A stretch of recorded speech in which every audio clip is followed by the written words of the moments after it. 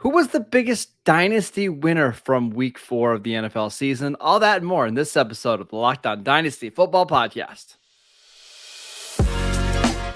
You are Locked On Dynasty Football, part of the Locked On Podcast Network. Here are your hosts, Marcus Mosher and Kate Magdziuk. Today's episode of Locked On Dynasty is brought to you by Prize Picks. Prize Picks is daily fantasy made easy. You pick 2 to 5 players, and if they score more or less than their Prize Picks projections, you could win up to 10 times your money on your entry. First-time users can receive a 100% instant deposit match up to $100 with promo code Locked On. That is prizepicks.com, promo code Locked On. Welcome into the Locked On Dynasty Football Podcast, everybody. I am Kate Magdziuk of the Gaming Society, joined as always by Marcus Mosher of Pro Football Focus. You could give me a follow on Twitter over at FFBallBlast, and of course, Marcus at Marcus_Mosher. But most important follow of the day is going to be at Locked On Dynasty, so you never miss a podcast ever. Subscribe on YouTube, etc., because we're going to help you win your dynasty leagues this year, and you can't let us help, guys, if you're not following. So be sure, smash that or those 5-star reviews, all of that good stuff, and let us help you out. Marcus, we're almost a wrap for week 4, and we saw a lot of interesting action. We saw some more surprises. Jamal Williams still doing his thing. Mm-hmm. We've got a lot of I don't know, a certain rookie running back that I want to talk about for the entire podcast. But Rashad White. Yep. Yes, he is totally the rookie running back of the week that we need to talk about. Can we just start there, not with Rashad White, but with Damian Pierce, because okay, that's actually we haven't even talked about this, but that's the player that I wanted to talk about today, because I think he is the biggest winner of week 4. Would you agree? 100%. Yeah. I mean, like, winner in every single way, winner on the stat sheet, winner on the eyeball test, winner when it comes to usage. Like, he won every single way in week 4, and it's really hard not to look at this guy who's still producing despite the fact that he's on a not so great offense, and he looks so good. Marcus, tell me what you're thinking about Damien Pierce right now. So we should just mention the stats in case you didn't see it. 14 carries for 131 yards and a touchdown, 6 receptions for 8 yards. Obviously, you're hoping for more yards, but you'll take that in a PPR league. Here's the most important thing for me, Kate. Week 1, didn't play a lot of snaps, was splitting touches with Rex Burkhead. Do you know how many other running backs got a carry for Houston in week 4? Was it 0? 0. Nobody else had a rushing attempt in week 4 for the Texans other than Damien Pierce. This is his backfield now. He's going to play 75 to 80% of the snaps going forward. And when he's performing like this and he's averaging, like 6 yards, 7 yards a carry, how could you not be excited? So let's do a little game where we're at after 4 weeks, because I think it's pretty clear. Like, this isn't a fluke thing. Like, he's a real talented running back. You tell me who you'd rather have going forward throughout their dynasty careers. Antonio Gibson or Damien Pierce? Pierce. Clyde Edwards-Helaire or Damien Pierce? Pierce. Okay. Josh Jacobs or Damien Pierce? So Josh Jacobs also looked very, very good on Sunday. Yes, but Josh Jacobs, like, if we're doing the whole like dynasty longevity bit, like, I get fresh legs with Damien Pierce, Marcus, because he didn't even play much in college. So, like, I am getting a fresh spring chicken in Damien Pierce. I'll take Damien Pierce all day. All right. David Montgomery. Damien Pierce. Cam Akers. Damien Pierce. Now, this one's tough because now you have to factor in your pre-draft thoughts, but Kenneth Walker. Ooh.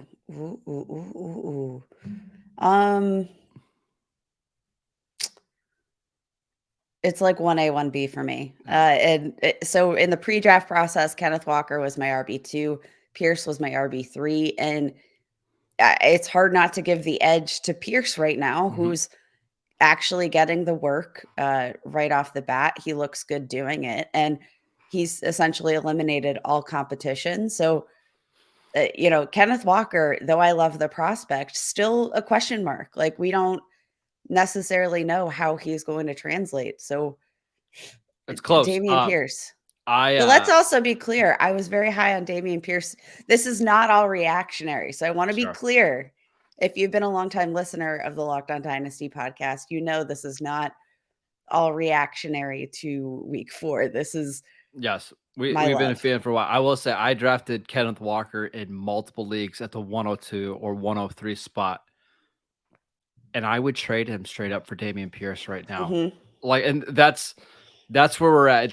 I mean, it's a little bit disappointed in Kenneth Walker in the situation, especially with Rashad Penny looking so good on Sunday. But He was also, overdue. yeah, well, I'm looking. I mean, we're kind of ranking now Damian Pierce as a top 16, top 17 dynasty running back.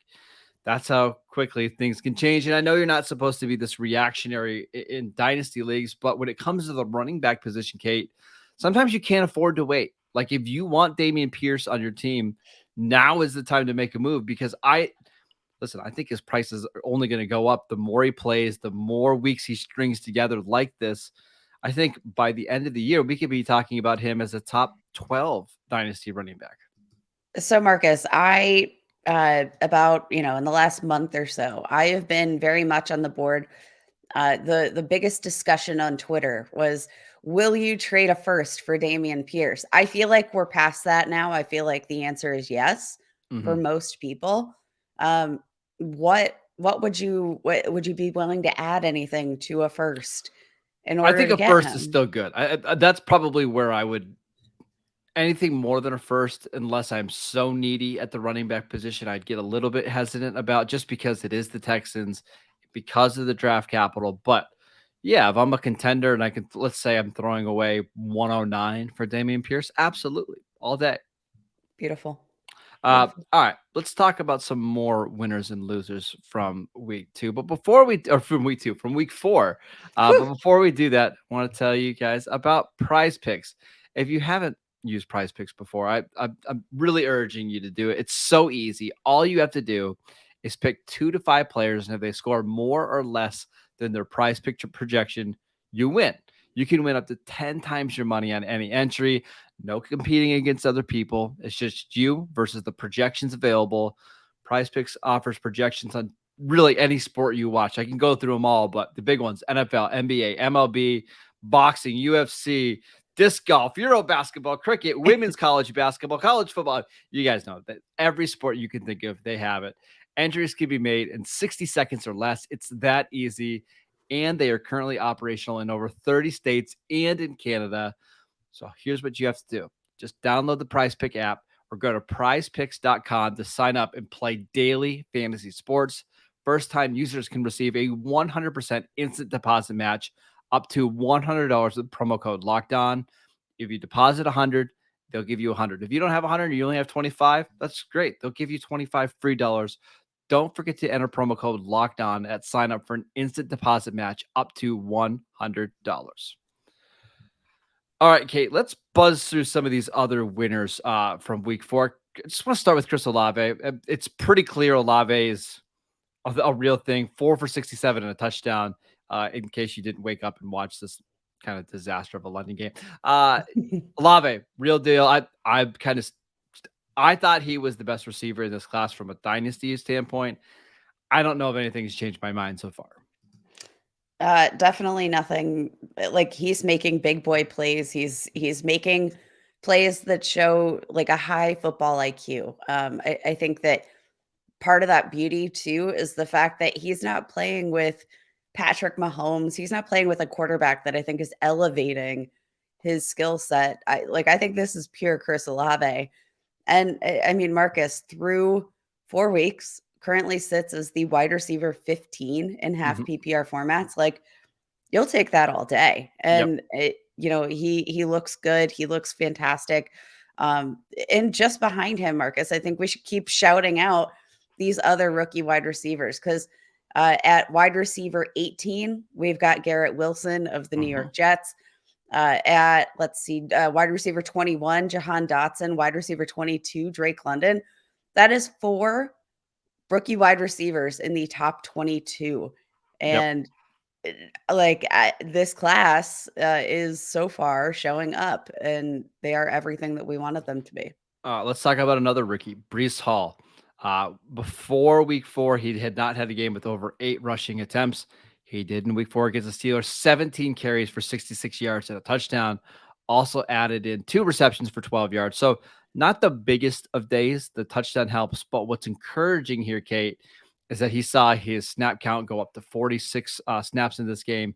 He played 66% of the offensive snaps, the most that he's played so far. While we're not quite there yet, it seems like Breece Hall is trending in the right direction to be the 101 from this class in terms of the running backs, at least.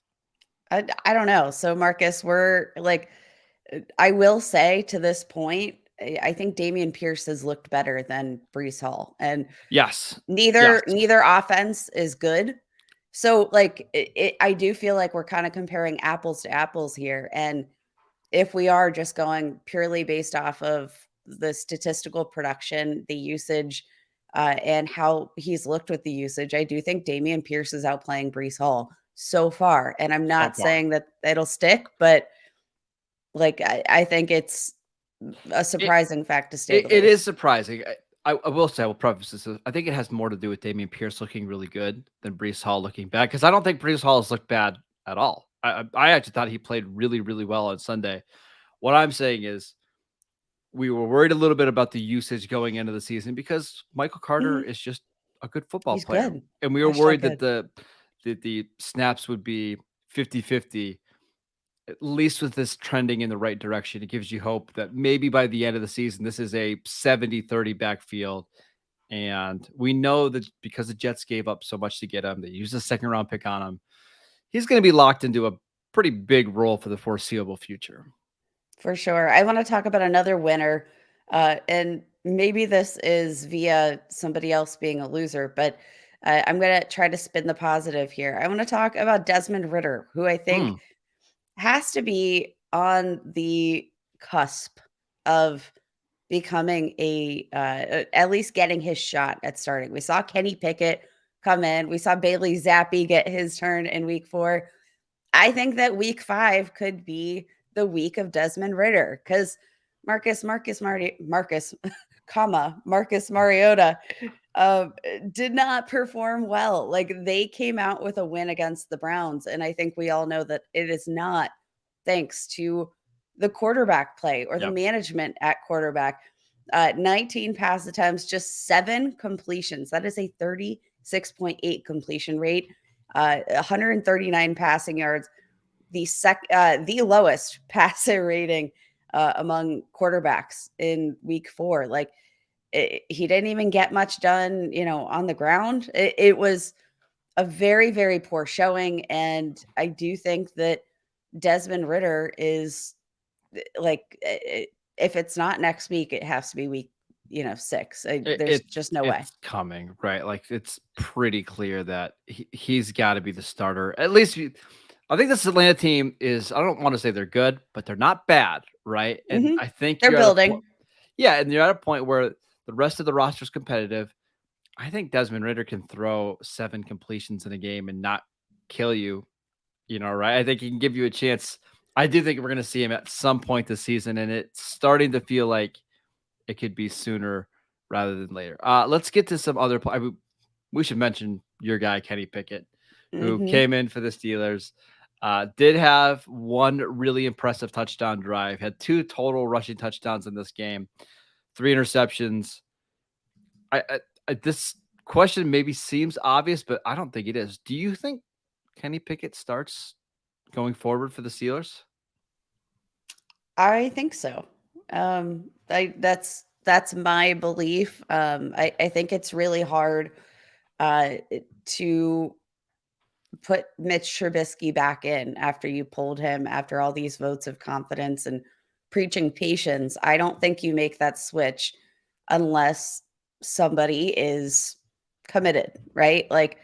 because I think it's just really hard to backpedal at that point, and I don't think it's good for the locker room at that point. But I don't know, Marcus. Pittsburgh might literally burn down if they try to take Kenny Pickett back out of the But game. I could see a situation, I'm not predicting this, where Tomlin is like, you know what? Mitch Trubisky is the veteran. We've got a tough schedule coming up. We're playing in Buffalo. He knows that Buffalo team after spending a year with them. Let's not put the rookie in a bad situation here. Let's play Trubisky. And I think that I would be just wonder stupid. then, what was the point? Like, He what said was the offense needed a spark in week 4. See, like, I don't think you can justify needing a spark and Then go back to Trubisky and then yeah, I, because like you need a spark every week.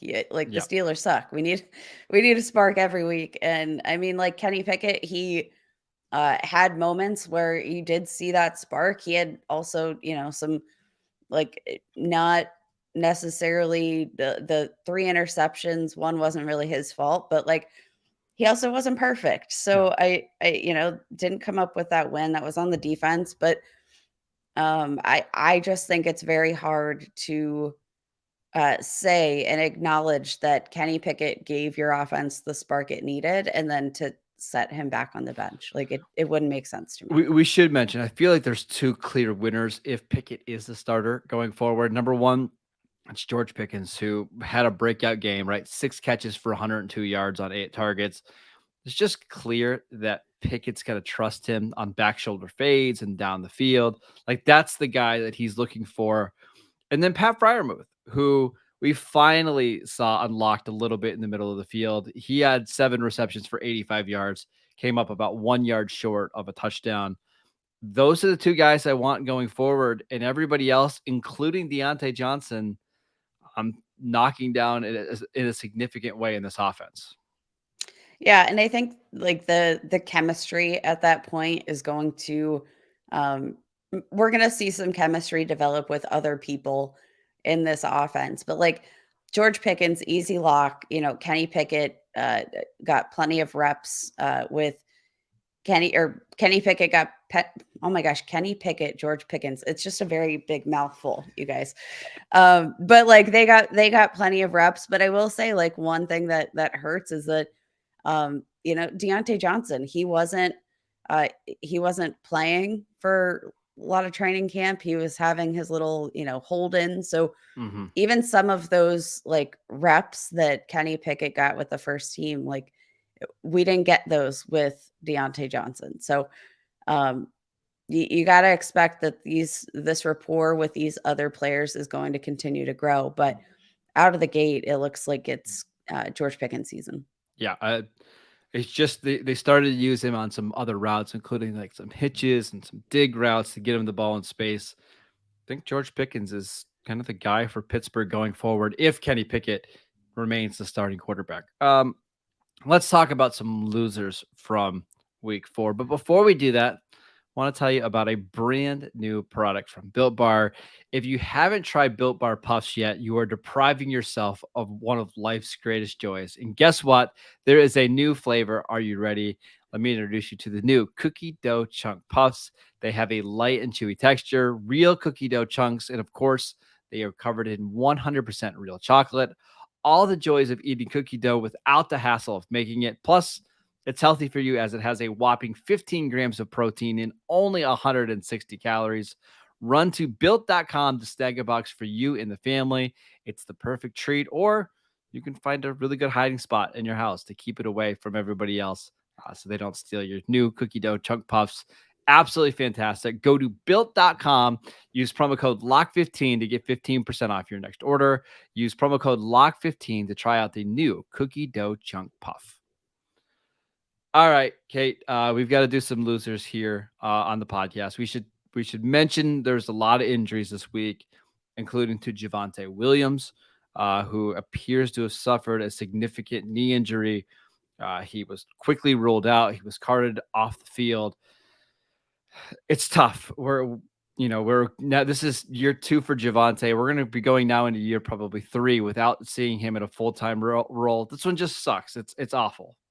It definitely sucks. And I think that, in terms of what the Broncos are going to do. Like, I think that was the one thing we saw gave this offense some life, right? Was this 1-2 punch of Javonte Williams, of Melvin Gordon, and it's not there. We're not going to see it, and it's a shame because time and time again we have seen that Javonte Williams continues to look like an absolute bona fide stud, and um, it's so unfortunate. It's terrible. He was, according to Dynasty League Football, I believe, running back 3 going into the week, only behind Jonathan Taylor, DeAndre Swift. It's tough. And we should also mention the guys ahead of him. DeAndre Swift missed this week with an injury. Jonathan Taylor is believed to have an ankle sprain. I saw the last report is they're thinking he avoided a high ankle sprain. But the running back position right now in your Dynasty leagues is tough. Christian McCaffrey banged up yesterday. Did end up having a big performance. Najee Harris. What do you want to say about Najee at this point? I mean, Najee Harris was the name that I wanted to discuss in terms of biggest. Like, I just don't know in terms of his fantasy upside within this offense. I'm not sure that we can bank on this on a week to week basis. Like, week 4, he actually looked, was somewhat decent, had 18 carries. And if you told me he had 18 carries and finished as RB 30 something, I would have told you you're out of your mind. And that's kind of the state that I think we're going to see with this offense, TBD on whether or not maybe we see more checkdowns, or maybe he's still not fully healthy from this foot injury, ankle. Like maybe he's not at 100%, but for the time being, he is a volume-based play and not much else outside of that. And what's tough is last year when the efficiency was bad, the volume was there, right? He was still, let's look at the first 4 games last year. I mean, he was still averaging like 15 rushing attempts a game. The difference this year is, Kate, he had 0 targets against the Jets. Through 4 games, he only has 11 receptions. Excuse me, he only has 10 receptions and on 11 targets. At the same time last year, he already had 34 targets. Like, he's just not getting that volume in the passing game. And when you don't score touchdowns, which he only has, 1 rushing touchdown this year, it's really, really hard. Obviously, you can't bench him. I don't think you're going to trade him at where his value is at now, but it's a tough situation for Najee. For sure. Another, stud we need to talk about is Kyle Pitts, who just for the what is this? The 3rd week now? Like, we're just absolutely being killed by Kyle We're Pitts. just waiting for a quarterback change at this point, for something, right? For something. I mean, when you complete 7 total passes in the game, what are the chances that 100% of those are going to Kyle Pitts?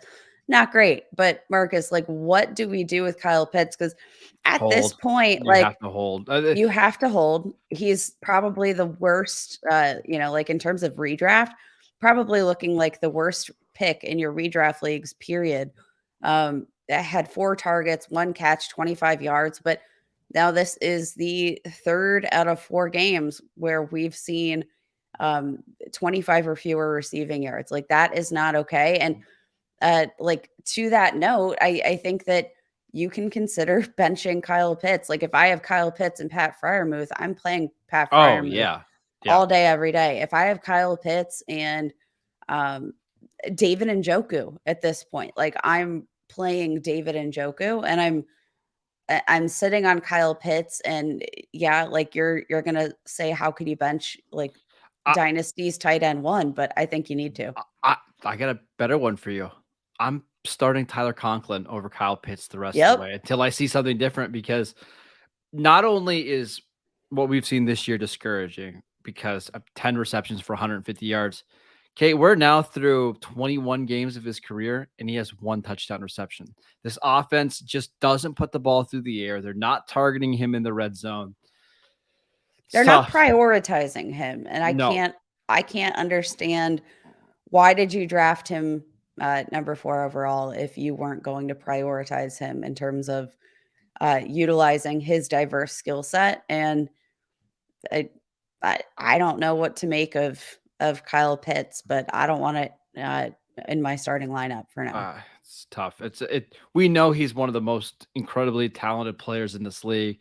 I think you put him on 25 other teams and he looks like a superstar. This is just a bad fit. Arthur Smith doesn't know how to use him. They don't have a quarterback that can raise his ceiling and his floor. This sucks. It's frustrating, Kate. I guess that's the only way I can put it. Yeah, one more, Marcus. Are we wrapped up with the losers here? Because I want to end on one more positive. Yes, note. Let's be positive. Go ahead. All right, let's end on a positive note. We've got to shout out TJ Hawkinson, who literally exploded. Like, if you faced TJ Hawkinson this week, you probably lost. 8 receptions, 179 yards, 2 touchdowns. That is the performance I think we've all wanted to see from TJ Hawkinson. And Marcus, like, I think maybe the more underrated part here that we need to consider is the fact that this is a team who on a weekly basis is scoring a lot of points, like across #1 the offense board. in the league. Yeah. And, part of that comes from, that needing to play catch up, but it doesn't matter. Like, points are points, yards are yards. And I think we need to be heavily invested in this Lions offense for now, including, Amon-Ra St. Brown when healthy, TJ Hawkinson. I think anybody in this offense, we need to be prioritizing for fantasy because the play volume is going to be there and the need for playing catch up is going to be there. And I like that for fantasy. You're right. This is the best offense in the league. However, I wouldn't be surprised to see them struggle quite a bit over the next month. And maybe that will be the time to buy some of these guys. Here's their current schedule coming up. At New England, we know New England has a good defense still. At the Cowboys have one of the best defenses in the league. Home against Miami, at the Packers. Like, they could struggle a little bit, but the schedule really opens up for them at the end of the season when you have games against, the Vikings again and the Bears and the Giants, and the Bills game will probably be a little bit of a shootout. Like, go get some Lions. Have some Lions on your offense. Like, this is like in your fantasy lineups. This is awesome. The Lions are fun. I don't know if they're good, but they are certainly fun. Yeah, that's probably exactly what Dan Campbell was hoping we'd all be saying about the Lions heading into week 5. But this is it's fun. It is what it is. Yeah, you take what you can get for your fantasy teams, and let's be honest, they're not the best team, so you can still probably get a lot of these assets at a discount because it's hard to bank on garbage time on a consistent basis. But all right. That is it for today's show. Thank you for making Locked On Dynasty your first listen every single day. Now make your second listen to Peacock and Williamson NFL show. Brian Peacock and former NFL scout Matt Williamson, who you guys also know from this podcast, give you the expert NFL analysis in less than 30 minutes. It's free and available wherever you get your podcasts, all the same places that you get the Locked On Dynasty podcast. Follow Kate at FF Ball Blast. I am at Marcus _Mosher. Enjoy your Monday, and we'll see you guys later this week.